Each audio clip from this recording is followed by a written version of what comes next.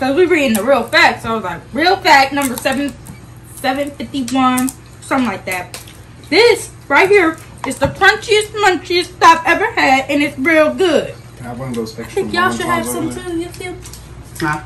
Can I have one of those extra wontons you have over there? Yeah, sure. Yay! Nothing else. This one's Could you pass me that extra one? crispy. This is the extra crunchiest, munchiest Give I've ever it, had. give it, Hand me a give him munchy one. crunchy, please. Y'all can finish those off. There's more over there. Just give one to. Okay, I'll get you one. So how's it again? Even with no filling, it's still crunchiest. good. It's Huh? still This is the crunchy and crunchiest, munchy. crunchiest. Not the munchiest, because it got no munching on it, you know what I'm saying? So it's Crunchy. busting. It's better than busting. We need to find a new word. We need a new word. You hear that? We need a new word. What's a new word? How do you like it? We gotta go on the internet. Soul food.